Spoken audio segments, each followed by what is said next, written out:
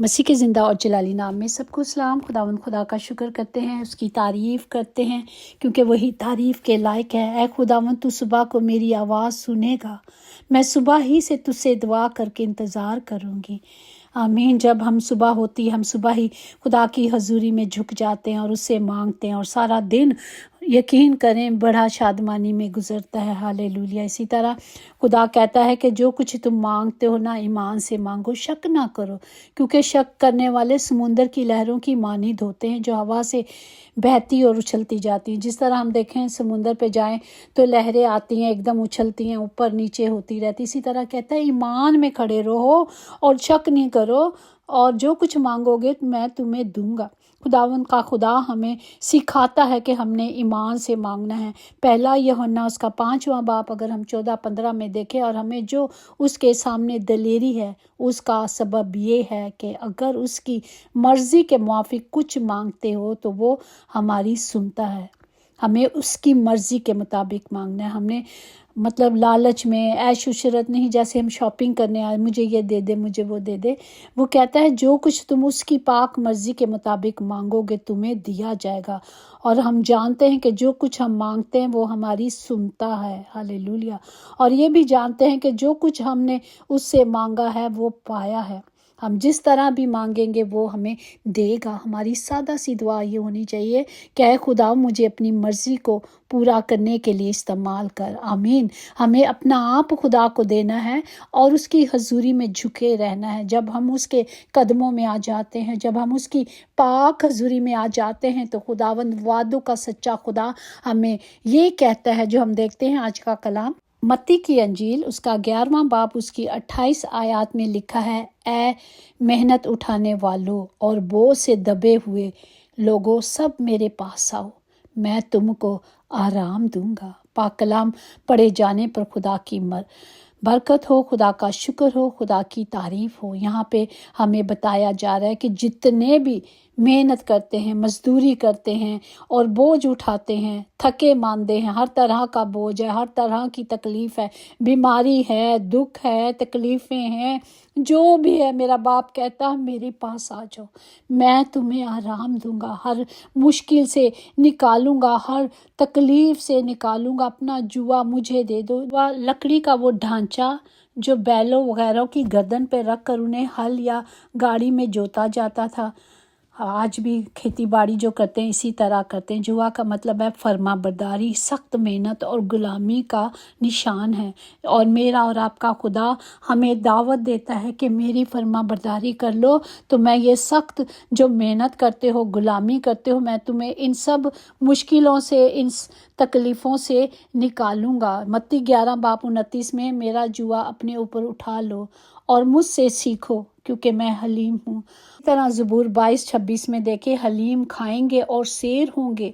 खुदा कहता है जो मेरे पास आ जाएगा वो मेरी तरह हो जाएगा, और वो खाएंगे खुदा के तालिब उसकी सताइश करेंगे जो उसमें आ जाएंगे। तुम्हारा दिल अब तक जिंदा रहेगा। आमीन। हालेलुया।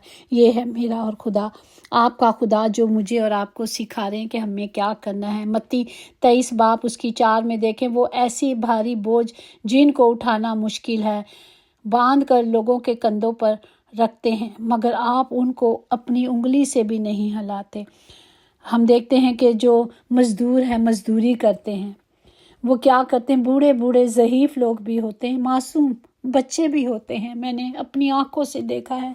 वो जो पैसे वाले होते हैं उन पर वो कुल्ली का काम जैसे करते हैं, बेचारे उठा भी नहीं सकते, वो खुद उठाते हैं, और दूसरे जो साथ जो पैसा देने वाला है, जो पैसा वाला है, वो उनको यूज़ करता है और अपनी उंगली से भी उनकी मदद नहीं करते। भारी बोझ लोगों के कंधे पर रखना। फरीसी शरा के आलम लोगों को सिखाता था कि खुदा की इबादत करने के लिए शरीयत पर कैसे अमल करना है। ये हुक्म और उसूल यानी बाज़ लोगों के लिए भारी बोझ था।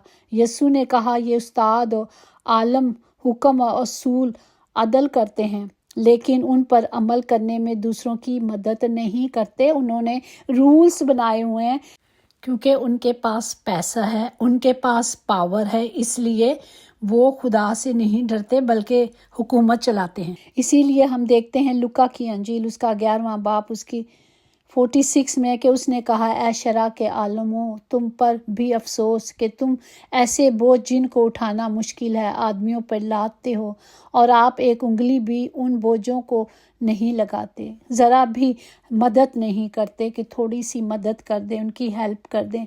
लेकिन मेरा और आपका खुदा मोहब्बत से भरा खुदा है, जो हमें बार बार ताकीद करता है कि मुसीबतों से निकलो। उसने ज़बूर 22:24 में, क्योंकि उसने ना तो मुसीबत ज़दा की मुसीबत को हकीर जाना, ना उससे नफ़रत की, ना उससे अपना मुँह छुपाया, बल्कि उसने खुदा से फरियाद की और उसने सुन लिया। आमीन, हालेलुया। जब हम खुदावंद की हजूरी में आकर उसके कदमों में आ जाते हैं तो खुदा दावे से कहते हैं, ये यूहन्ना की अंजील उसका 7वां बाब उसकी 37 आयत में, फिर ईद के आखिर दिन जो ख़ास दिन है, यीशु खड़ा हुआ और पुकार कर कहा, अगर कोई प्यासा हो तो मेरे पास आकर पिए। वो हमें बार बार दावत देते हैं कि जो भी चाहिए मेरे पास आ जाओ, मैं तुम्हें ज़िंदगी का पानी दूंगा। ज़िंदगी का पानी सिर्फ खुदावंद यीशु है, वही जो राह हक ज़िंदगी है, वही जो वादों से भरा खुदा है। वो कहता है, हर मुश्किल हर परेशानी दूर कर दूंगा, मैं तुम्हें अच्छी चीज़ों से सैर करूंगा। ज़बूर 103:5 में, तुझे उम्र भर अच्छी अच्छी चीज़ों से आसूदा करता है, तुझे अकाबों की मानिद अरसों नौजवान करेगा। ये बाप की बातें हैं। उसने कहा, मैंने तेरी दुआ को सुन लिया है, मैंने मकबूलियत के वक्त तेरी सुनी और नजात के दिन तेरी मदद की, और मैं तेरी हिफाजत करूँगा। खुदावंद हमें इस कलाम के वसीले से बरकत दे, जो खुदा का दावा है कि आओ मेरे पास आओ। आए आज हम सब खुदा की हजूरी में आ जाएं, अपना आप खुदा को पूरे तौर पर दे दें, और जो भी मुश्किलें हैं, तकलीफ़ें हैं, परेशानियां, उससे वो हमें निकालेगा। आमीन। आए हम सब के लिए दुआ करते हैं कि खुदा बाप सबको इस कलाम के वसीले से बड़ी बरकत दे, हर ज़िंदगी बचाई जाए, हर बोझ जो ज़िंदगी का है, बीमारियों का है, दुखों का, उसके कदमों में रख कर उसका हल्का जुआ ले जाएं। जो सिर्फ चलते फिरते बाप की शुक्रगुजारी करनी है, जो सिर्फ चलते फिरते उसकी मुनादी करनी है, बताना है कि मेरे बाप ने मेरे लिए बड़े बड़े काम किए हैं। खुदा कहता है, जाओ, मैंने तुम्हें इख्तियार दिया है। पहले तो हम उसकी हजूरी में आके उस बड़े फजल को लेंगे, ताकि फिर खुदा का रहम हम पर हो, और वही जलाल जो हमारी ज़िंदगियों से होता है हम दूसरों तक लेके जाएं, यीशु के नाम से। आमीन। यकीनन भलाई और रहमत उम्र भर हम सब के साथ साथ रहेगी, और हम हमेशा अपने खुदावंद खुदा के घर में सुकूनत करेंगे। आमीन। God bless you all.